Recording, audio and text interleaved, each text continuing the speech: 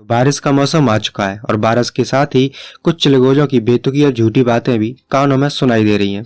जी हाँ, हम बात कर रहे हैं बरसावास की, जो सीधा सीधा बुद्ध धर्म से रिलेट करता है, जो पंडों ने बड़ी ही चालाकी से तोड़ मरोड़ कर झूठ घुसेड़ रखा है। अफवाह फैला दी है कि जो 4 महीने होते हैं, जो वर्षा काल होता है, उस समय कोई शुभ कार्य नहीं करना चाहिए, क्योंकि इस समय भगवान आशीर्वाद नहीं देते हैं, क्योंकि इस समय भगवान पाताल में दुनिया को ऑटो मोड पर लगाकर सोने चले जाते हैं। चलिए जानते हैं आखिर इसके पीछे का सच क्या है।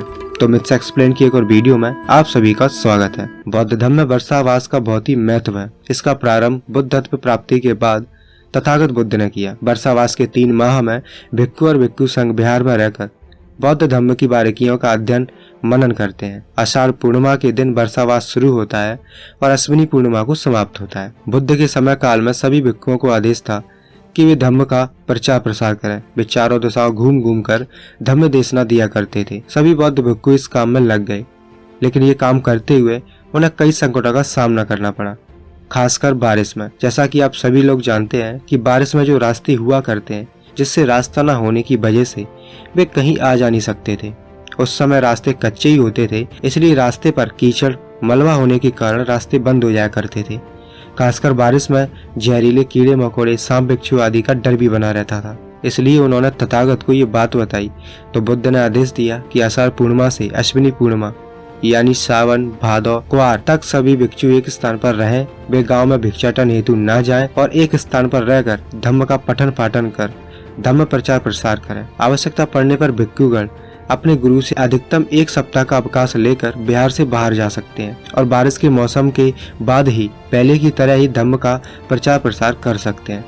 इन सारे कारणों को ध्यान में रखकर ही बुद्ध ने वर्षावास का नियम बनाया, जिसका वर्णन विनय पिटक में है। तथागत बुद्ध ने अपना पहला वर्षावास ईसा पूर्व 527 में सारनाथ के ऋषि पतन में किया और उसके बाद इस स्थान पर अपना 45वां वर्षावास भी किया। इसके अलावा उन्होंने श्रावस्ती, जेतवन, वैशाली, राजगृह आदि बिहारों में वर्षावास किए। इस वर्षावास का पालन थाईलैंड, म्यांमार, श्रीलंका, कंबोडिया और बांग्लादेश के बौद्ध भी करते हैं। इस वर्षावास में बुद्ध और उनके भिक्षु बिहारों में ही धम्म देशना दिया करते थे। बाद में वे पहले की तरह ही घूम घूम कर धम्म प्रचार प्रसार करते। इस समय पर बुद्ध और उनके भिक्षुगण आराम का काम भी किया करते थे, जिसे लोग कहते थे कि देव सो गए हैं या आराम कर रहे हैं। बस इसी कॉन्सेप्ट को हड़प कर इन पंडों ने झूठ का प्रचार कर दिया कि देव सो रहे हैं और इस समय कोई भी शुभ कार्य नहीं करना चाहिए। अब आते हैं उस पर जिससे लोगों को भ्रमित किया जाता है। ये बताते हैं कि शास्त्रों में बताया गया है कि जब विष्णु भगवान सो जाते हैं, तब से भगवान के जगने तक कोई भी शुभ कार्य नहीं करने चाहिए, जैसे विवाह, जनेऊ, मुंडन आदि नहीं करना चाहिए, क्योंकि इन कार्यों में भगवान का आशीर्वाद नहीं होता। इसे अपूर्ण और अशुद्ध माना जाता है। भगवान विष्णु के सोने के संबंध में पुराणों में 2 कथाएं मिलती हैं।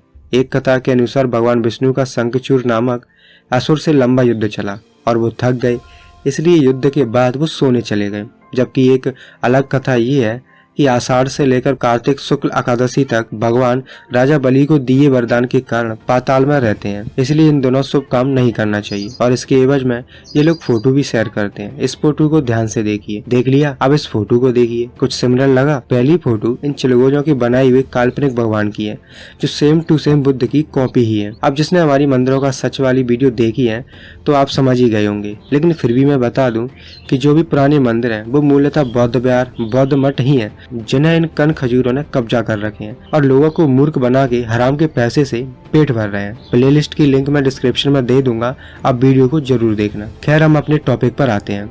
तो ये है एक प्रतिमा जिसमें बुद्ध को लेटे हुए या विश्राम की अवस्था में दिखाया गया है। ये प्रतिमा बौद्ध धर्म की एक मूर्ति कला या प्रतिमा विद्या का उत्कृष्ट उदाहरण है। इस प्रतिमा में उनका दाहिना हाथ उनके सर को सहारा देता हुआ दिखाई देता है, जिससे ये लगता है कि वे विश्राम की अवस्था में। इसी का कॉपी पेस्ट करके इन लोगों ने बुद्ध को विष्णु आरोपित करके सबके सामने एक नया भगवान बना के रख दिया है।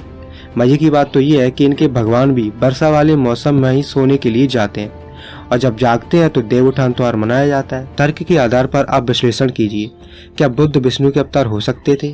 क्या विष्णु नाम का कोई भी व्यक्ति हुआ है या फिर ये एक काल्पनिक चरित्र है? तर्क तो यही होगा कि बुद्ध विष्णु के अवतार होते तो वैष्णव धर्म का प्रचार करते, जो उनके धर्म में दूर दूर तक नहीं है। विष्णु नाम का भगवान तो बुद्ध के बाद ही आया है, क्योंकि विष्णु ही बुद्ध का कॉपी पेस्ट किया हुआ है। आप सभी लोग जानते हैं कि इन कलम कसाइयों ने बुद्ध की शिक्षाओं को समाप्त करने के लिए एक काल्पनिक चरित्र विष्णु गढ़ा हुआ है। असल में बरसाबास के बाद जब बुद्ध और उनके अनुयायी पहले की तरह धम्म का प्रचार प्रसार करते हैं, बरसाबास की समाप्ति पर उत्सव मनाया जाता है जिसे प्रवारना या पवारना पर्व कहते हैं, जिसमें भिक्षु और उपासक सम्मिलित होते हैं। ये पर्व हर 5 साल में भी मनाया जाता है, जिसे पंचवर्षीय परिषद कहा जाता है।